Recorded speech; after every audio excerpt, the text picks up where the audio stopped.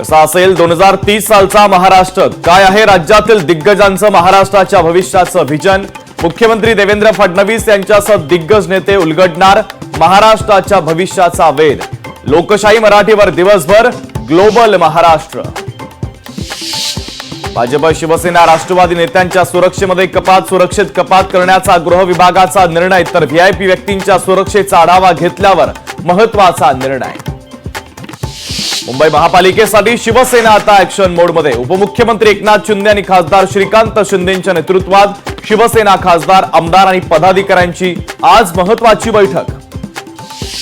शरद पवार राष्ट्रवादी, शरदचंद्र पवार पक्षातील प्रमुख नेत्यांसोबत चर्चा करून पक्षांतर्गत स्थितीचा घेणार आढावा.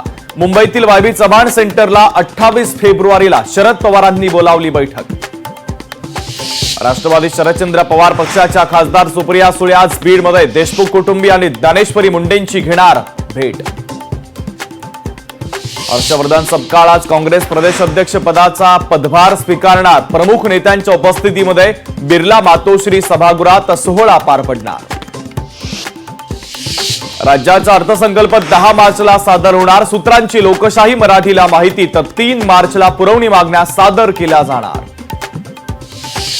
मुंबई महानगरपालिकेतील कर्मचाऱ्यांचा आज मोर्चा. विविध मागण्यांसाठी म्युनिसिपल मजदूर युनियनच्या वतीनं दुपारी 2 वाजता आझाद मैदानात आंदोलन. नागरिकांची कामं रखडण्याची शक्यता. मुंबईतील मिठी नदी स्वच्छता प्रकरणी 3 कंत्राटदारांची चौकशी. नदीचा गाळ काढण्याच्या कामात अनियमितता आणि निधीच्या कथित गैरवापराच्या संदर्भात चौकशी सुरू.